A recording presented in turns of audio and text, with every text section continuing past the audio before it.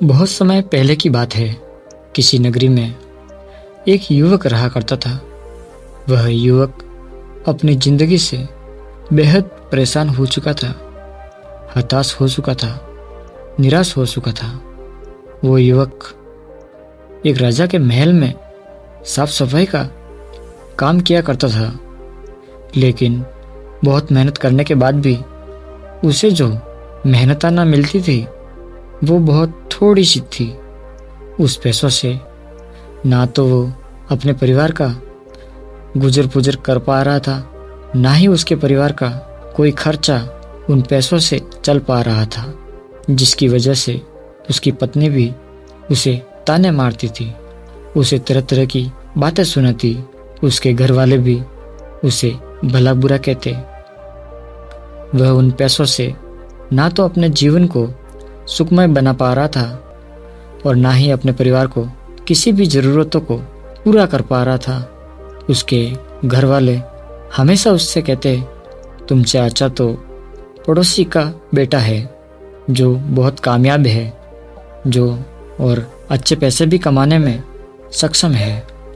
हमारे रिश्तेदारों के लड़के भी कामयाब हो चुके हैं, लेकिन तू एकदम नकारा है। तुझे तो कोई भी फर्क नहीं पड़ता। तू एकदम नालायक है। तू कुछ कर ही नहीं सकता। कभी कभी तो उस युवक के मन में ये ख्याल आता कि शायद भगवान मुझसे किसी चीज का बदला ले रहा है, या फिर हो सकता है कि मैंने अपने पूर्व जन्मों में कोई पाप किया होगा जिस कारण मुझे ऐसी जिंदगी जीनी पड़ रही है।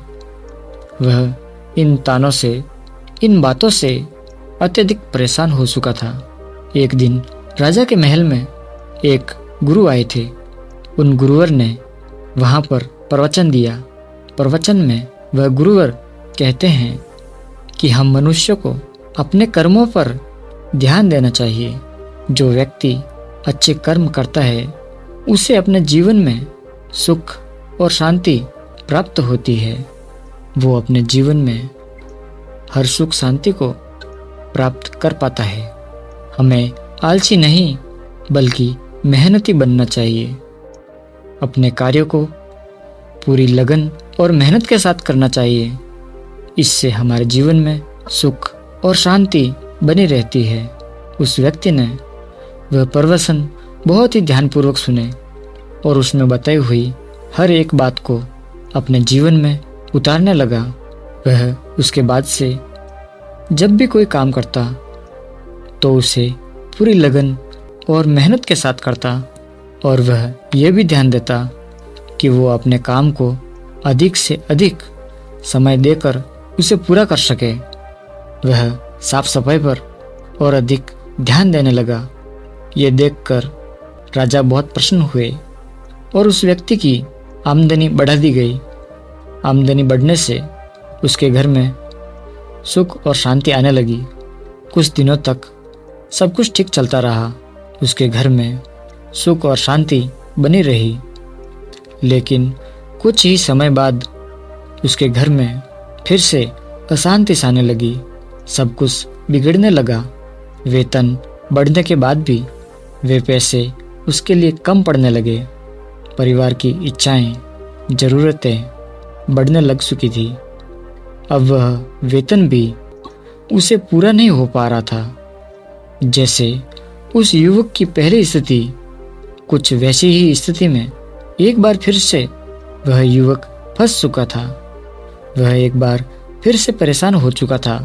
उसे कुछ समझ नहीं आ रहा था। तभी उसे उस गुरुवर की बात फिर से याद आ गई और उसने फिर से अधिक मेहनत करनी शुरू कर दी। ये देखकर राजा एक बार फिर प्रसन्न हो गए और उसके वेतन में थोड़ी सी और बढ़ोतरी की गई। ये देखकर वह युवक अत्यधिक प्रसन्न हुआ। उसके परिवार का हर एक सदस्य भी काफी प्रसन्न हुआ। सब लोग बहुत खुश थे। अपने बच्चे की प्रगति देखकर उस युवक के माँ बाप भी अत्यधिक प्रसन्न थे।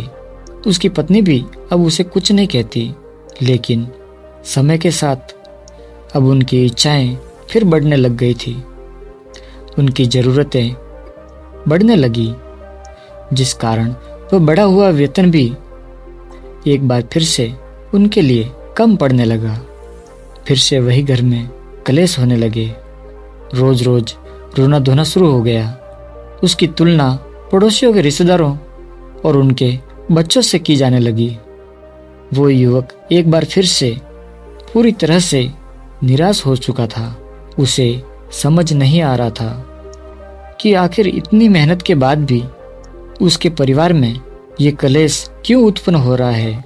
आखिर वो जो वेतन कमा रहा है, उस वेतन में उसका गुजारा क्यों नहीं हो पा रहा है, जिससे वो परेशान होकर उस युवक ने अब दिन रात मेहनत करनी शुरू कर दी। वह उन कामों में इतना व्यस्त रहता कि उसे अपने लिए भी थोड़ा सा भी समय नहीं मिल पाता। ये देखकर उसके मालिक को उस व्यक्ति पर तरस आने लगा। उसने उस व्यक्ति से कहा, आखिर ये क्या पागलपन कर रहे हो? ऐसे काम करने से क्या फायदा होगा? जितना तुम वेतन नहीं कमाओगे, उससे ज्यादा तो तुम्हारा ही स्वास्थ्य बिगड़ जाएगा। देखने से तो तुम समझदार मालूम पड़ते हो, फिर ऐसी बेवकूफ़ी क्यों कर रहे हो? जिस समय तुम्हें सोना चाहिए, उस समय तुम ना सोकर आधी नींद में काम कर रहे हो, जिस कारण तुम्हारा काम अच्छा नहीं बल्कि खराब होता जा रहा है। तुम सारे काम बिगाड़ रहे हो। ये लो, अगर तुम्हें पैसों की ज़रूरत है तो ये कुछ पैसे रखो और वापस अपने घर की ओर लौट जाओ। जाकर आराम करो। जब तुम्हें अच्छा महसूस हो तब तुम काम पर वापस आ जाना। लेकिन इतनी मेहनत के बाद वो व्यक्ति अब काफ़ी बीमार हो चुका था। उसका स्वास्थ्य बिगड़ चुका था। उन पैसों को लेकर वह घर की तरफ वापस आ रहा था। तभी उसे वही गुरुवर मिले जो महल में आकर उपदेश दे रहे थे। वो उन गुरुवर के पास पहुंचा, उन्हें प्रणाम किया और उनसे कहने लगा, हे गुरुवर, जैसा कि आपने उपदेश दिया था कि हमें अधिक मेहनत करनी चाहिए, अपने काम को लगन और मेहनत के साथ करना चाहिए, तब घर में सुख और शांति बनी रहेगी। मैंने ठीक वैसा ही किया। मैंने कभी किसी का बुरा नहीं किया। आपने कहा था कि खूब मेहनत करो, ईमानदारी से करो, तो मैंने खूब मेहनत भी की और पूरी ईमानदारी से की। उसका फल मुझे मिला, मेरी उन्नति भी हुई। लेकिन मैंने जहाँ से शुरुआत की थी, आज भी मैं वहीं पर हूँ और अत्यधिक मेहनत के कारण आज मेरा स्वास्थ्य भी बिगड़ चुका है। मैं बीमार हो चुका हूँ। अब मुझे नहीं लगता कि अब मेरी उससे ज़्यादा उन्नति हो सकती है। मैं कल जहाँ खड़ा था, मैं आज भी वहीं पर खड़ा हूँ। जिस तरह से पहले मेरे परिवार की स्थिति थी, आज भी उसी स्थिति में मेरा परिवार है, अपना गुजर बसर कर रहा है। क्या किसी का भला सोचना, क्या अत्यधिक मेहनत करना, कामों को समय पर पूरा करना, क्या यह सब गलत है? मैंने ये सब पूरी लगन और मेहनत के साथ किया है, लेकिन उसके बाद भी न जाने क्यों मेरे घर में हमेशा कलेश बना रहता है। हर दिन रोना धोना होता है। मैं जहाँ से शुरू करता हूँ, आखिर में मैं वहीं पहुँच जाता हूँ। आखिर ऐसा क्यों? आखिर हमें ये दुख क्यों झेलना पड़ रहा है? उस युवक की ये सारी बातें सुनकर गुरुवर मुस्कुराते हैं और उस युवक से कहते हैं, बेटा, हम मनुष्यों की यही तकलीफ है कि हम सुखों को छोड़कर दुखों की तरफ ही अपना ध्यान केंद्रित रखते हैं। आगे वो गुरुवर उस युवक से कहते हैं, बेटा, क्या तुम्हारे माँ बाप हैं? इस पर वो युवक कहता है, हाँ, मेरे माँ बाप हैं। आगे गुरुवर कहते हैं, क्या तुम्हारी पत्नी और बच्चे भी हैं? इसका जवाब देते हुए वो युवक कहता है, हाँ गुरुवर, मेरी पत्नी और 2 बच्चे भी हैं।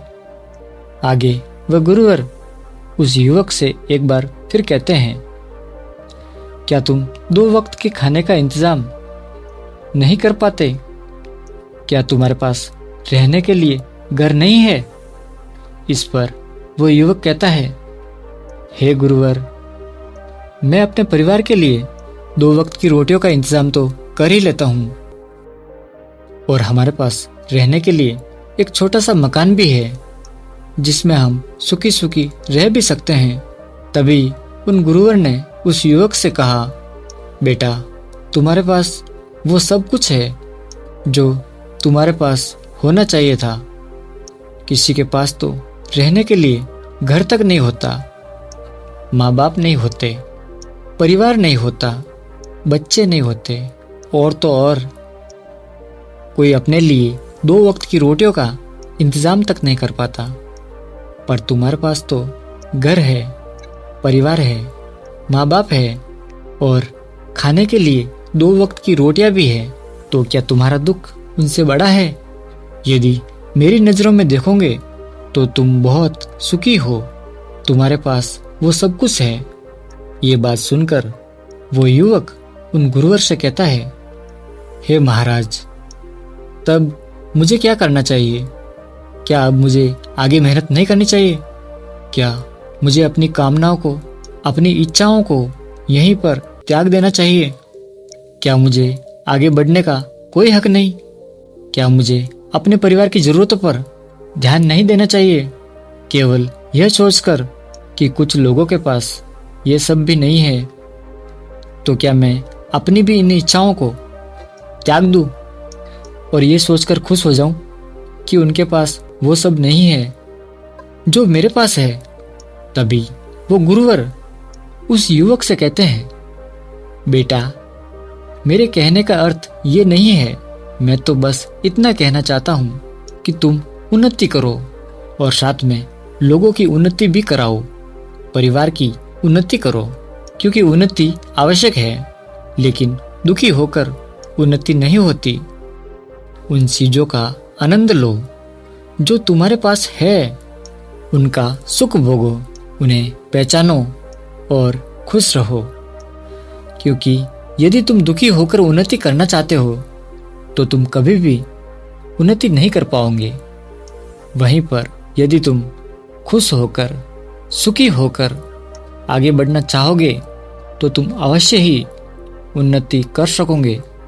इस पर वो युवक उन गुरुवर से कहता है, हे महाराज, आप सही कह रहे हैं, लेकिन मैं जितनी मेहनत कर रहा हूं, यदि मैंने उससे और अधिक मेहनत की तो शायद मेरा शरीर ही मेरा साथ न दे।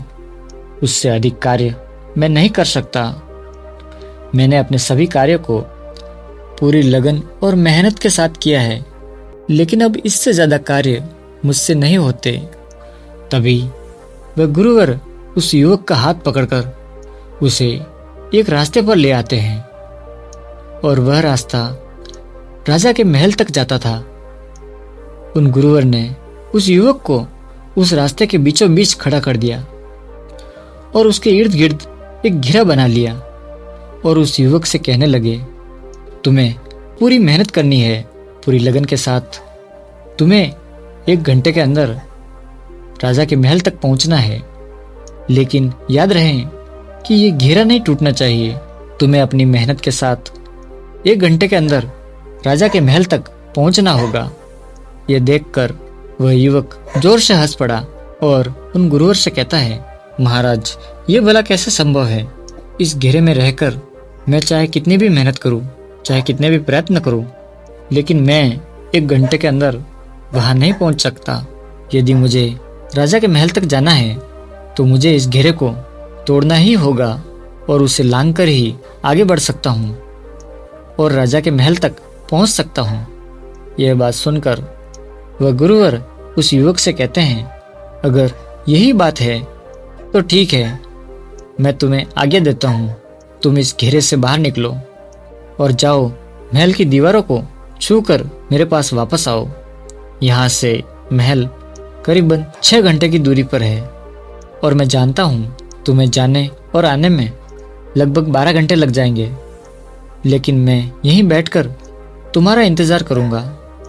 तुम्हें यहीं पर वापस आना होगा। उस युवक ने कहा, ठीक है गुरुवर, यदि आप यहाँ पर मेरा इंतजार करेंगे तो मैं अभी जाता हूँ। वो युवक तुरंत ही महल की ओर उसने दौड़ लगा दी और वह गुरुवर वहीं पर पास ही के एक पेड़ के नीचे साया में आराम से बैठ गए और उस युवक के वापस लौटने का इंतजार करने लगे।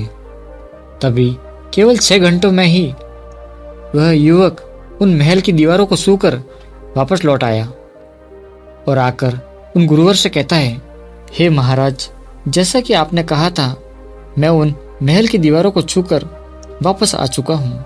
ये बात सुनकर वह गुरुवर बड़े ही अचंभित हुए। उन्होंने उस युवक से कहा, नहीं, तुम झूठ कह रहे हो। जो सफर 12 घंटे का है उसे तुमने 6 घंटों में ही कैसे पूरा किया? यह झूठ है। अपनी सफाई में वो युवक उन गुरुवर से कहता है, हे महाराज, मैं सच कह रहा हूँ और मुझे झूठ बोलकर क्या मिलने वाला है?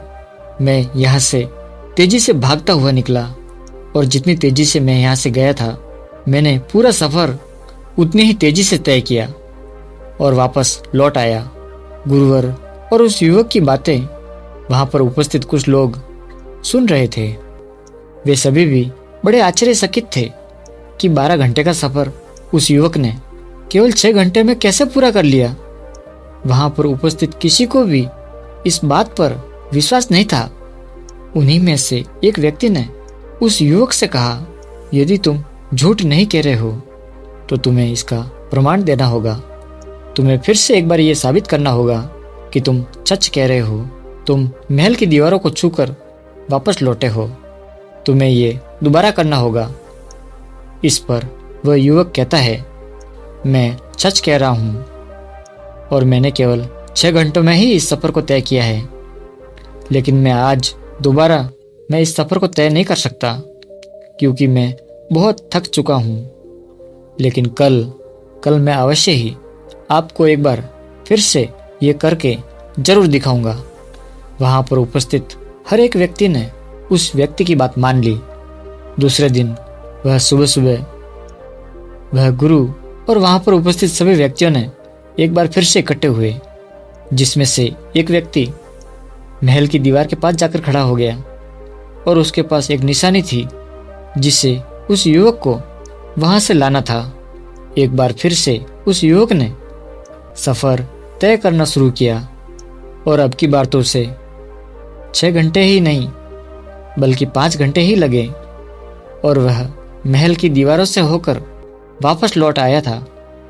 अब की बार भी किसी को विश्वास नहीं था, लेकिन महल के पास जो निशानी उसे दी गई थी वह उसे लेकर आया था और यह देखकर हर कोई बहुत हैरान था। तरीके से इस मार्ग को तैयार किया है और वो भी अकेले।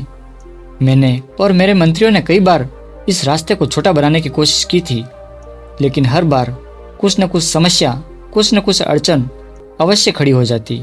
लेकिन तुमने तो इस कार्य को करके दिखाया। इसके लिए तुम जो चाहो वो इनाम हम तुम्हें देने के लिए तैयार हैं और इस राज दरबार में एक मुख्य पद भी तुम्हें अवश्य दिया जाएगा। लेकिन वह युवक इतना सम्मान पाकर अत्यधिक प्रसन्न हुआ और जो उससे नाराज थे, जो लोग उसे मूर्ख कह रहे थे, जो लोग उसका उपहास कर रहे थे, जो रिश्तेदार, जो परिवार उसका साथ छोड़ चुके थे, वे लोग उसके सामने नतमस्तक हो गए। वो गुरुवर के पास पहुंचा और उनसे कहा, हे गुरुदेव, आज मैं जो कुछ भी हूँ, आज मैंने जो कुछ भी पाया है, ये सब आप ही के मार्गदर्शन के कारण हुआ है। इसके लिए मैं आपका आभारी हूँ। हे गुरुवर, आपका बहुत बहुत धन्यवाद। दोस्तों, हम भी अपने जीवन में अपनी क्षमताओं को बांध लेते हैं।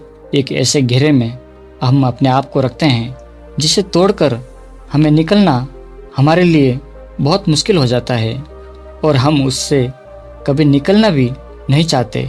जब भी हम कुछ बड़ा सोचते हैं, कुछ बड़ा करने की कोशिश करते हैं, तो हमें कठिनाई महसूस होती है, हमें डर लगता है। हम हमेशा दूसरों के पीछे चलना पसंद करते हैं। जीवन में सुगमता और आसानी ढूंढते हैं। चुनौतियां लेना हमें डराता है, लेकिन वास्तविकता तो यही है कि यही चुनौतियां, यही डर, ये मुसीबतें, ये कठिनाइयाँ, ये परिस्थितियाँ, यही हमें मजबूत बनाती है। आने वाले समय के लिए ये हमें रास्ता दिखाती है और यही हमें एक एक करके अपनी मंजिल तक पहुंचाती है। इसके बिना हम मंजिल तक कभी नहीं पहुंच सकते, क्योंकि जब तक हम असफलता नहीं देखते तब तक हम सफल होने का प्रयास भी नहीं करते। दोस्तों, उम्मीद है कि आपने आज की इस वीडियो से ज़रूर कुछ सीखा होगा। तो आज की इस वीडियो को लाइक और अपने दोस्तों के साथ शेयर करना बिल्कुल ना भूलें और हमें ऐसे ही सपोर्ट करने के लिए चैनल को सब्सक्राइब और घंटी बटन को भी ज़रूर से दबाइएगा। चलिए मिलते हैं और इसी वीडियो में, तब तक के लिए अपना ख्याल रखें। धन्यवाद।